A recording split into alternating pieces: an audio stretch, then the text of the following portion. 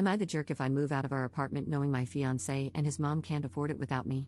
Posted by you/throwaway move away 129. Me, 29F, and my, maybe ex, fiancé, 27M, have been living together for about 1.5 years. My fiancé got his undergraduate degree, worked for a couple of years, and then decided to get an MBA, which is how he ended up in our city.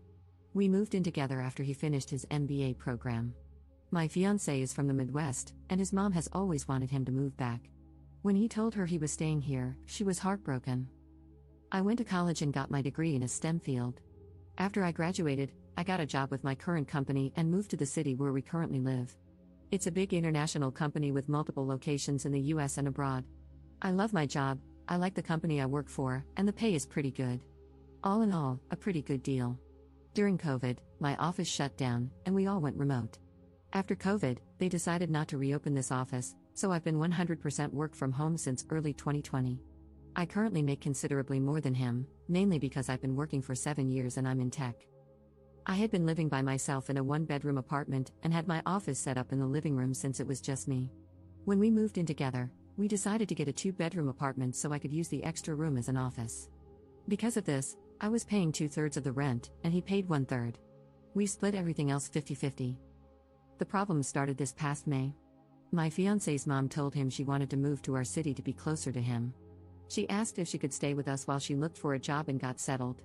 She's a teacher, so she figured she'd be able to get a teaching job pretty quickly.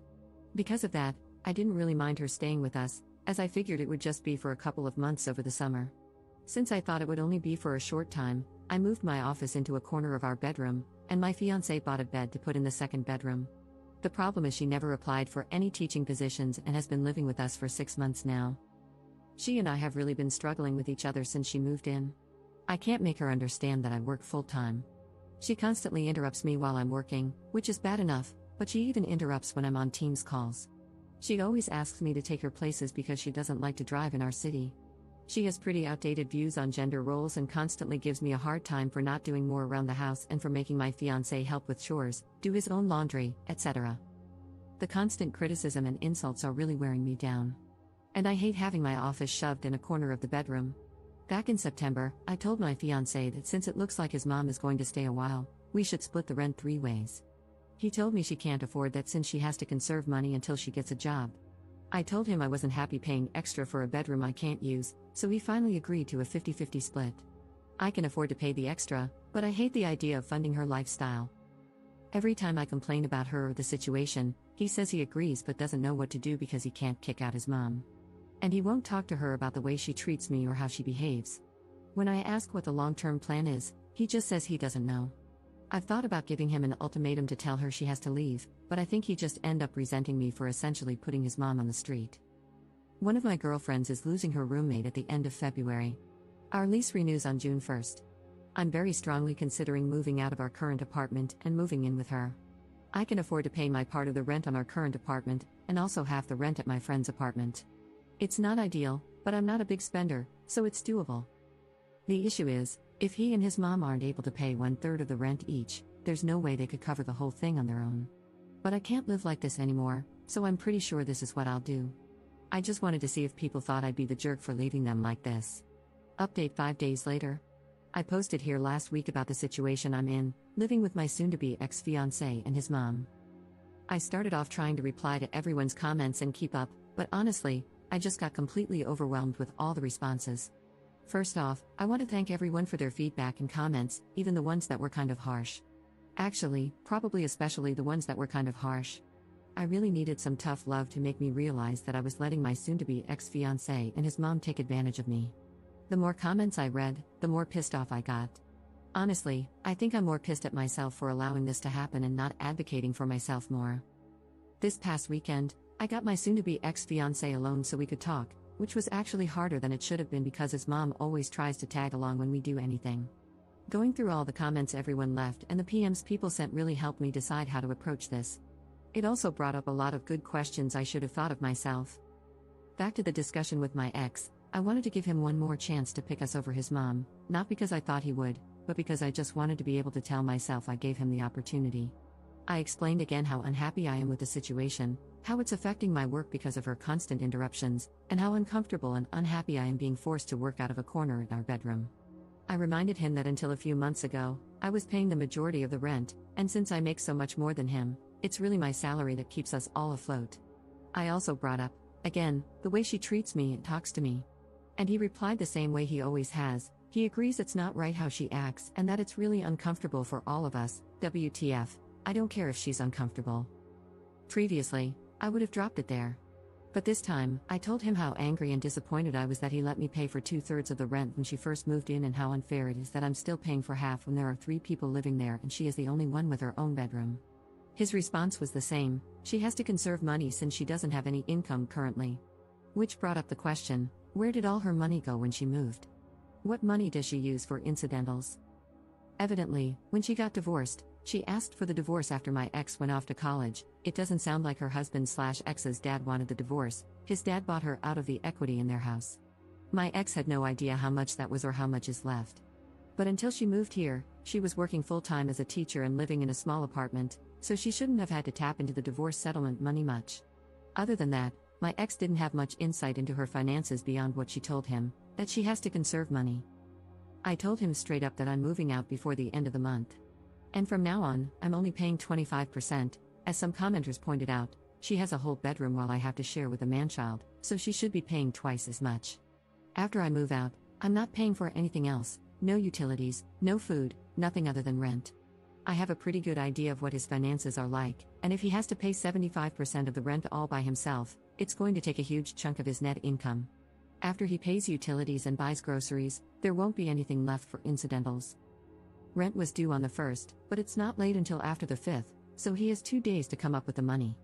If he doesn't and I end up covering it, I'll reduce the amount I pay in future months.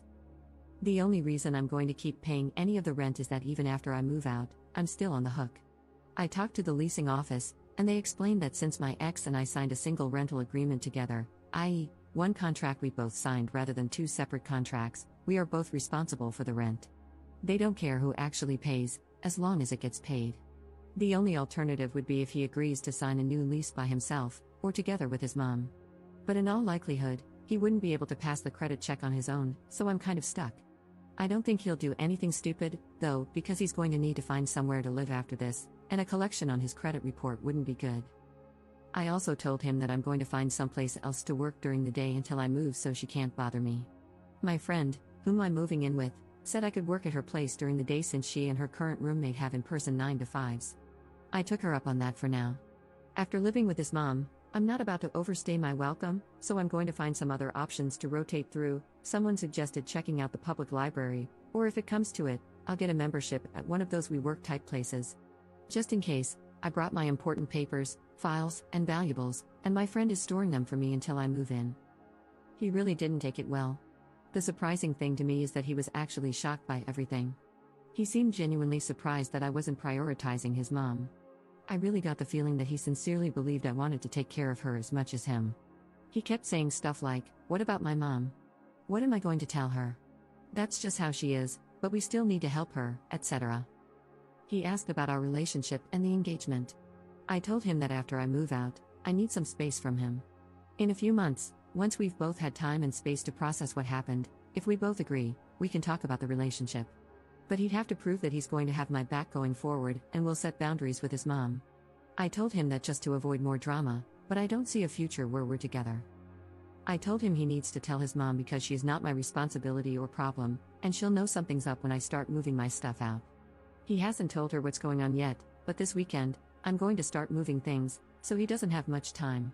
My friend's current roommate starts a new job in another state on the 3rd, so realistically, I can probably move in 2 to 3 weeks, depending on when she actually leaves.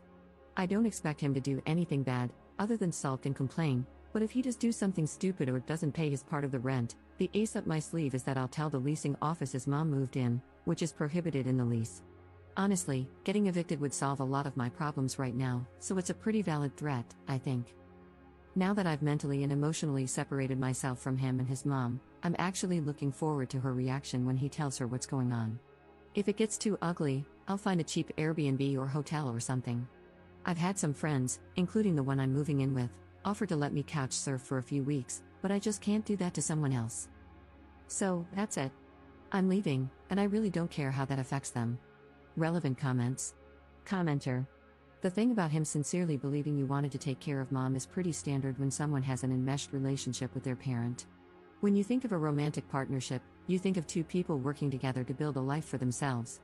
When the enmeshed person thinks of a partnership, he thinks of having someone with whom to share the burden of his enmeshed relationship. And the truly sad thing is that he probably cannot perceive how skewed his perspective is. His normal meter didn't break, it never worked in the first place. It's sitting in the back of a closet, buried under a bunch of old coats. Ops response. I mean, that explains a lot. But honestly, that is just so effing sad. That's essentially saying he's broken but doesn't even know he's broken. So he'll just go from relationship to relationship, never really understanding why women keep leaving him. Absent his mom, he's really a great guy, but nobody will ever want to stay with him if his mom is always going to come first. Commenter 2. You already let her stay well past the agreed upon time, and they should be grateful for that instead of being mad that you're finally putting your foot down. Did they honestly have no other plan? Was this supposed to continue indefinitely? They're about to get a rude awakening, but it's no less than they deserve. Ops response. That is a great question. I have no idea what the long-term plan was. Every time I brought it up with my ex, he would say things like, we'll have to make sure she applies for next school year, but he would never talk to her to tell her that. Plus, even if she does get a job for next school year, that isn't until September. And realistically, it would be another month before she starts getting a paycheck. There is no way I'd stay in this situation for another 8 months, I would end up in prison. Commenter 3. To clarify, she has enough money from the divorce settlement for her own personal expenses but won't even pay her share of the rent? Ops response. That is exactly how I interpreted what he said. I don't know what her grand plan was. She's in her mid to late 50s, I think. So if she was planning to mooch off me and her son until she could officially retire, it would be another 5 to 10 years. I don't know how she expected that to happen. Second update 8 days later. Hey everyone, I've been getting a lot of requests for an update, so I wanted to let everyone know how it went when my ex's mom found out about me not covering all the rent and moving out. Last week, I started working out of my friend's apartment, the one I'm moving in with, so I didn't see my ex's mom on Monday. On Tuesday around lunch, she sent me a text asking where I was. I told her I was working and that I'd be home late that night. She replied that my ex told her I wasn't going to be contributing as much, so she had to loan him money for rent. That wasn't a surprise to me, so I just replied with a thumbs up emoji. I had plans with my friend and her roommate, who I'm also friends with, to go out for dinner and then get some drinks. By the time I got home, it was after midnight, and my ex's mom was already asleep. The fun started Wednesday morning. I was getting ready to go to work at my friend's place when my ex's mom stopped me and said we needed to discuss my financial situation. Then she went on a whole tirade about having to cover my part of the rent, me making foolish choices by going out to dinner when I couldn't even pay rent, being irresponsible with money, and inconsiderate of the impact it had on others, blah blah blah. She went on to say that if she was going to have to pay my share of the rent, she expected me to do a better job of keeping on top of chores and keeping the apartment clean and organized. I told her I was moving out, since obviously my ex hadn't told her yet. She seemed, I don't know, pleased with herself. All she had to say was, maybe that's for the best. When I got home that night, she immediately wanted to talk. She said that instead of me moving out, we could get a bigger apartment, and that she'd be willing to help by paying the difference between a 2-bedroom and a 3-bedroom. Then we could go back to the arrangement my ex and I had before she moved in, me paying 2/3 of the rent and him paying 1/3. Honestly, when she said this, I think my brain vapor locked. She was making it sound like she was doing us a favor by offering to pay the increase in rent. Apparently, this manchild, who tells his mom literally every single thing about our lives and relationship, hadn't bothered to tell her how much I was actually contributing. It seems like once she discovered my ex wasn't paying for everything like she thought, she wasn't as excited about me moving out. I tried to be polite and told her I had already given notice to our apartment complex that I was moving out at the end of the month and had already committed to moving in with my friend. She kept pushing the issue, saying that if she was willing to pay the difference, I should just stay because that would really be best for everyone. By then, I was getting annoyed and told her that because of the way she had been acting and treating me, I had no interest in living with her anymore. That's when she hit me with the best line of this whole dumpster fire. She said she was worried I was taking advantage of her son and that if we had told her about our financial arrangement, she would have been more understanding of why I wasn't keeping up with the apartment. I told her maybe a good lesson from this is to try being nice to everyone in the future, not just the people you think can help you. And I asked her why she didn't help out more, since she wasn't doing anything productive all day. She did not like either of those comments, and things got pretty hostile, with both of us yelling at each other. And to be fair, we both said some pretty awful things to each other. Finally, I told her I was going to inform the rental office that she had been living there against the lease agreement, because getting evicted would be worth it to see her living on the street. Then I grabbed my laptop and went to my friend's place. I didn't even bother packing an overnight bag. The next afternoon, Thursday, my ex texted me and said he had added his mom to the lease, effective the first of the month, and that she and his dad, I have no idea how that poor man got roped into this, would pay half the rent, while my ex would pay the other half. I confirmed with the property manager that I was off the lease and had no further obligation. I got it in an email, so I have a record. I put in disconnect orders for the utilities under my name and told him to call and set up accounts under his name. I'm going to lose the damage deposit. It goes to whoever is living there when the lease ends, but it's a small price to pay to be free. On the way home, I stopped and got a bunch of boxes to pack my stuff. She was pretty hostile when I got home, and when she saw how much I was taking, she got worse. I ended up taking Friday off to finish packing, and on Saturday, I got some friends to help me move my stuff to my new place.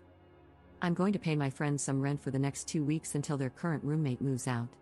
They didn't want me to, but I'm not going to stay in someone's home and not contribute. If nothing else, living with my ex and his mom taught me that. Last night, my ex and I got together and talked for the first time since Saturday. He said his mom is staying until June when the lease is up, and then she's moving back to their hometown. According to him, she just really didn't like living here, and that's why she didn't try to find a job. Then he asked how long of a break I thought we should take. A few commenters gave me a hard time for stringing him along, so I was brutally honest and told him I could not be with someone who allowed others to treat me the way he allowed his mom to treat me, and that I hoped he learned to stand on his own and establish some boundaries. He looked like he was going to cry and just got up and left.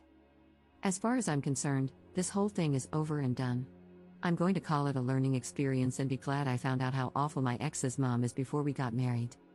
The thing that amazes me is the amount of damage this woman leaves in her wake and how utterly oblivious she is. She destroyed our engagement and relationship, is leaving my ex in a much worse financial situation, and pushed back her ex-husband's retirement, by who knows how many years, since he now likely has to pay off the mortgage, or second mortgage, he had to get to pay her half of the equity. And she made my life hell for 6+ months. And yet, she's walking away completely unscathed. According to my ex, she's going back to her hometown and picking up her old teaching job. I'm thinking about visiting my parents next week and working from their house. I want to tell them how boring and undramatic they are, and how I'm so grateful for that.